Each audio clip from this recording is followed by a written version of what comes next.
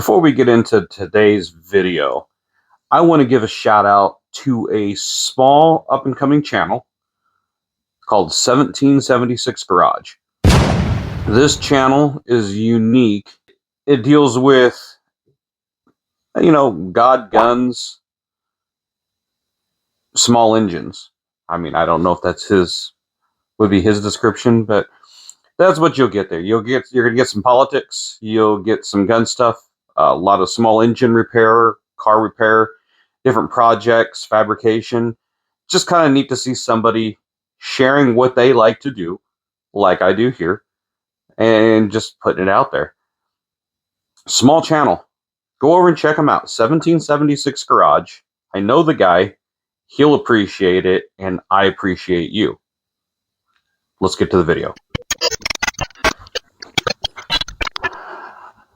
Okay, today I'm going to put this video out. It's kind of going to be in response to some content that I've found on YouTube that have showed up. I sat and watched some videos when I was researching other stuff.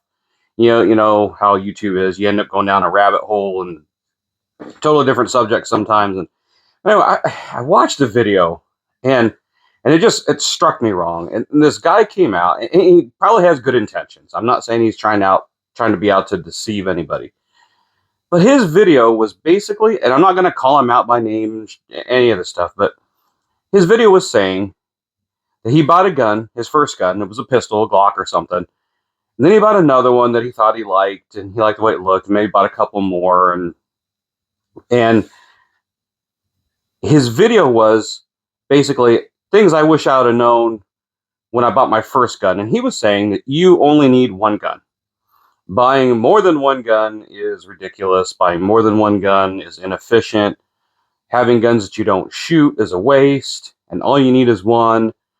Then it kind of switched, and it might have been several videos, but basically, a lot of these guys are coming out and giving advice saying you needed one gun, or it would be one handgun and an AR-15. Then they tried to support that with, if you have a bunch of guns, you're not efficient with those. You have to train with all of them.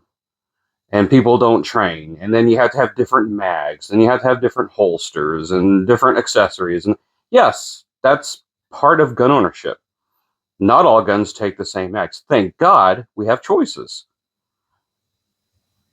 And you buy a different gun, you know, especially if it's a different brand, you know they're going to have different mags. You know the holsters are going to be different because the guns, most holsters are made for the gun, right? For the shape. They all have different shapes. Here's a Glock 17 clone versus an H&K USP. They have different shapes, different holsters, right? We know this. But to come out and give advice saying that you're going to be inefficient, you're not going to be effective if you have a bunch of different guns, is wrong. And here's why. If you go out and train with your guns, with a gun, and you go out and you practice presenting from a holster, you practice your trigger discipline, you're putting rounds, hundreds and hundreds and hundreds, if not thousands of rounds downrange. I'm not saying in one weekend. I mean, over the course of however long it takes you. You practice with the gun and the holster that you're going to use. If it's a range gun, you'll probably have a different holster at the range than you will if it's going to be your carry gun, your EDC, your everyday carry gun. Now, if you have a different holster, then you should probably have that holster at the range with you also, or wherever it is. I say range, but wherever it is you shoot. And train, practice with your carry rig, meaning your holster. Where is it going to be on your body? Place it there. Wear the type of clothes you're going to normally be wearing, and practice getting to your gun.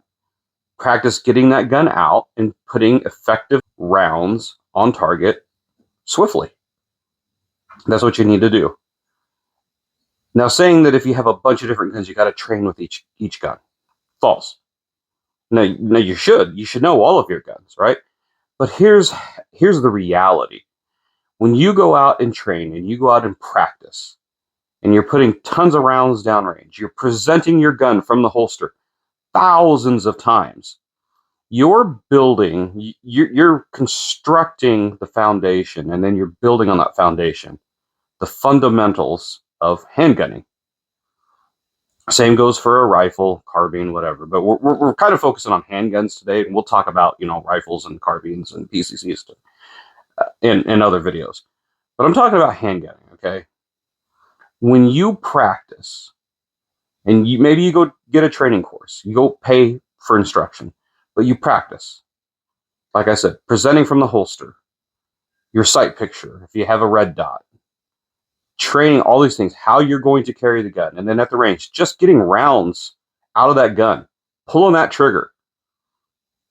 You're building the fundamentals. And once you have those fundamentals down, and this could be, depending on how frequent you train, this could be a couple years, or you could maybe master it in a year, depending on, how much time you have and rounds and whatnot.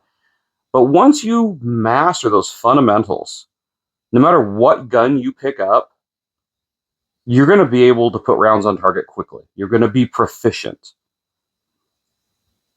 You don't have to have one gun.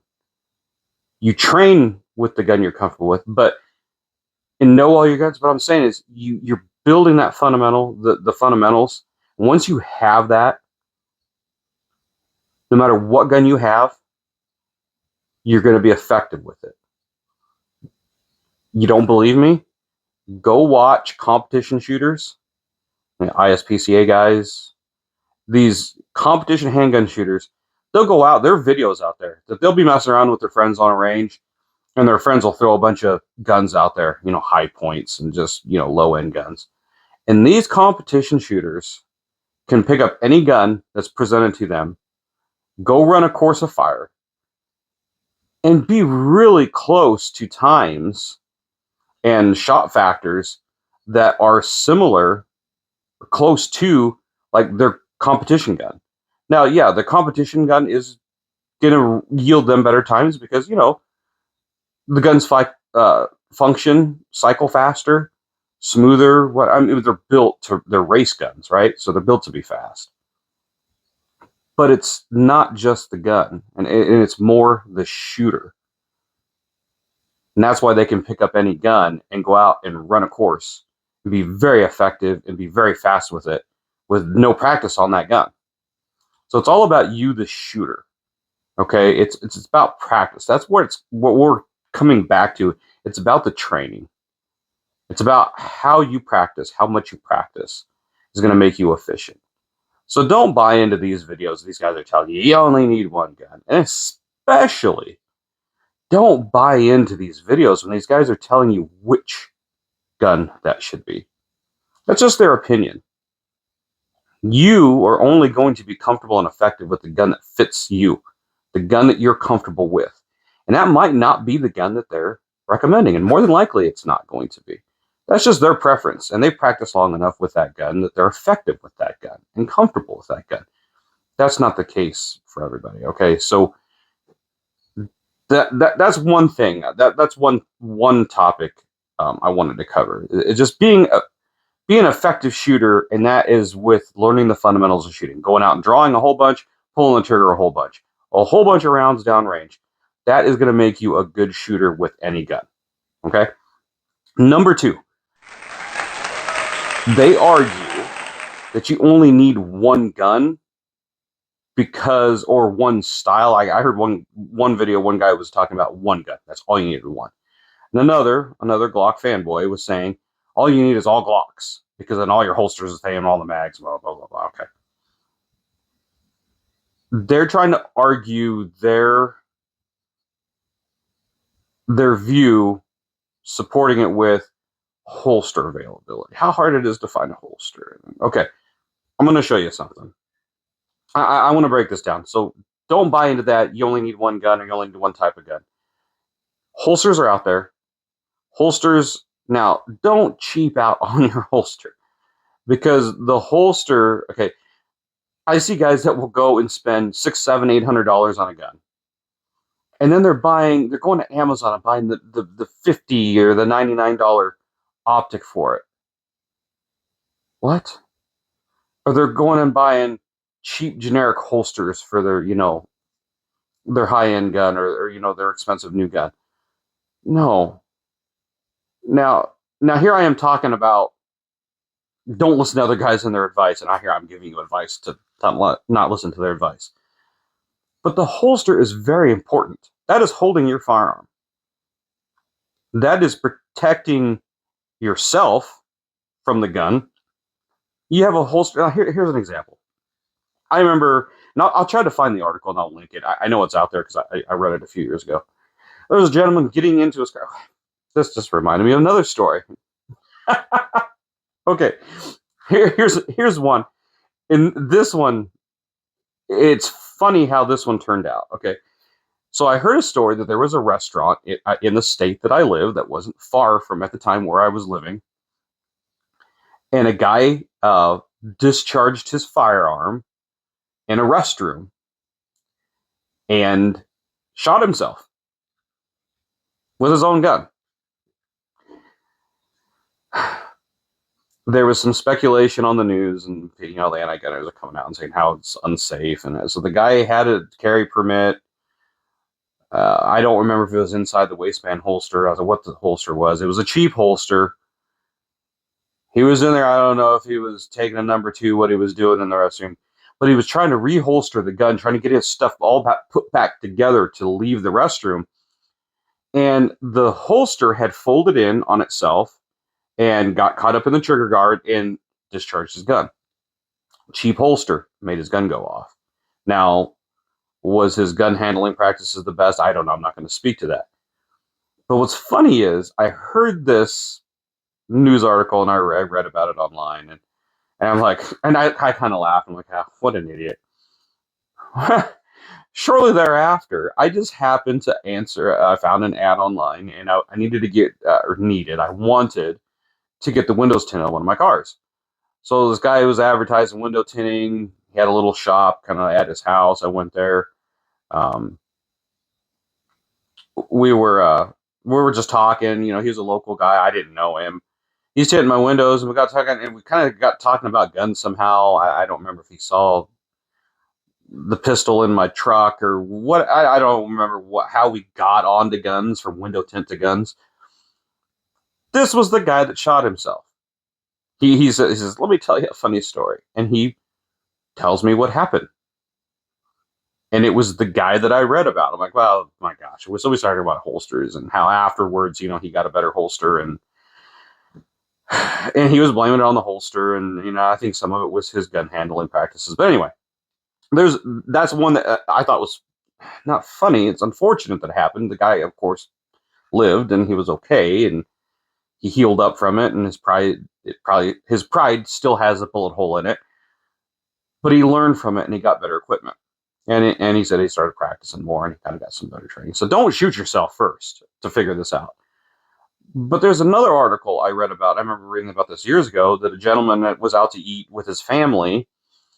And I don't know if it was a state law or whatever, but he ended up leaving the gun in his car. They go in to eat. He comes back. He's getting in the passenger seat. He's trying to reholster his pistol as they're getting in the car. And the gun discharges, shoots himself in the leg. People hear gunfire. The police are called. That whole ordeal. Okay. Again, it was a cheap holster. It was a leather holster, a softer leather. I think it was like a pancake style holster, if I remember right. Well, it was the same thing. As it was cheaply made or whatnot, thin leather, and it folded in on itself. And he was inserting the gun. Well, that leather fold was in there and got in front of the trigger, and as he forced the gun into the holster, the gun discharged. It happens. Cheap equipment. Now, it could happen with high-end equipment, too, if you got instructions. But I'm saying, don't cheap out on your equipment. So when we're talking about holsters, don't go cheap because you find some universal little cheap nylon, $7, $10 holster online. Spend the money. You spent the money on the gun. Spend good money on your holster. It's going to pay off, and it's something that you're going to keep for a long time. So one thing you can do if you're worried about holsters. So some people talk bad about, and this isn't a review, but here is a Blackhawk Omnivore. What's neat about this is for guns with a light, and I have this on the QLS setup for Safariland because I snap this onto different belts. If your gun has a rail and you run a TLR1, now this is set up for the TLR1, and if I remember right on their website, I don't know how popular this holster still is, but they had different lights. If I remember correctly, they had models for different lights. But so what I'm talking about is, so this is a 45 Smith & Wesson. It's got a TLR1 light. Here is a H&K 40 cal with the TLR1 light. And here's a Ruger 5.7 with the TLR1 light. Okay, so all these three different guns, and then we'll move the light around. I'll show you, have different profiles. The guns are different sizes, thicknesses, barrel lengths, whatnot. So here is the Ruger 5.7. It's locked in. Okay, this would be like a range holster. I guess you could, if you wanted to carry this concealed, if you had the clothing to cover it or whatnot. It locks in on the light. Okay, that's the H&K or the Ruger 5.7. Here's a Smith & Wesson 45. It's locked in. Okay. Here is a H&K USP 40 cal with the TLR1. This also, with the last two, you'll see you have a barrel attachment for suppressors. Locks in. Let's go to, well, we did the four. Here is, so this is a one holster carrying law enforcement. This is a Safariland holster, but here is an M&P 40 cal with the TLR1 light. Okay, locks in. Good holster. It's got, instead of the thumb brake, it's got this button you push in, release the gun. Okay, so that holster right there will cover. What did we not put a light on? Did not put it on, or just put it on a Glock. We'll put it on two different size Glocks, okay? I think that's got a Glock rail. So here is basically a full size, a Glock 17 clone, your full size 9mm. Okay, locks in. So that's your full size. So this is one holster, and I'm not making any changes to the holster. All I'm doing is changing the light out from gun to gun to gun.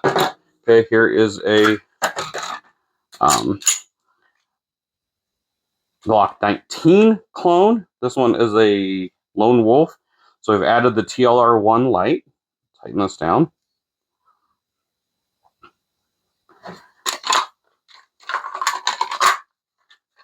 And there you go. Now, this does have retention features. It has like an insert you can put in to kind of give some tension here to fill the gap. But for the most part, these all lock in great. They lock in on the light. They do have a bigger recess here at the top for, you know, taller sights also. So that covers your holster. You know, we're saying, oh, you can't find a holster for your gun if you have different guns. Okay, now I have more that we can just put the light on, and they're all going to fit into this. Now, say you don't like this style holster. You want something a little more specific. So here is I'll put the link. I can't remember what company. So there are companies out there that will custom make you a Kydex holster. This holster, again, has the Safariland, the QLS quick attachment, just like this holster has, and this holster, because the receiving end of this is mounted to a belt, or it can be a vest, or on your car, or under a shelf, and this just snaps in and locks, so you can just move holster around. But anyway, so this is a custom made holster. It has a rotating hood similar to the Safariland. It has a button to release it. It has tension adjustment screws here. I had this holster custom made for this Ruger 5.7 with the TLR1 light, and the Burris Fastfire optic. Fits in great, even without locking that hood down. It's a nice fit. Now the retention is pretty good. You rotate the hood and you have a duty use range holster that cost me $99. It's a pretty good price for a custom made holster. They have different styles, different belt attachments, and they have a huge list of tons of guns and different lights. It doesn't have to be the TLR1 light. They have a list of the lights. And it's a simple process. You contact them, you send them pictures of the sides of your gun, tell them the light and the gun, and if it's got an optic on it, and they make you the holster. You talk to a little bit about the belt attachment, how you're going. There's options. So don't limit yourself to one gun because you're thinking it's going to be hard to get a holster. It's not. There's tons of companies out there that make custom holsters, lots of different features, different price points. You have commercially made, this is called the Omnivore, to fit your guns. Holsters are out there. Just don't cheap out, okay? I just wanted to put this out because, man, these guys are just spewing stuff that I disagree with, and I disagree with it because I've been there. I've been that guy with just the one or the two guns, and then now the guy with a lot of guns. I've done a lot of training over the years, and I can pick up any gun, and I'm proficient with it. And you can be too. You just got to practice, okay? So don't limit it yourself. Buy lots of guns. It's all right. We live in a free country, free-ish country. So let's enjoy that while we have it and buy the guns that you want. And if you find out that gun's not for you, then, that's part of the process. But don't listen to these guys telling you got to buy the Glock, you got to have the SIG, you got to have the whatever. No. You got to have the gun that fits you, that's comfortable for you, that you're comfortable with, okay? Go out and train. Buy lots of guns. Thanks for listening to me rant. Check out my other videos over here. Over here, like and subscribe. Please share the videos. I'm trying to get this content out. That's what we need. It supports us. I appreciate you for watching. Check out our others. We'll catch you on the next one.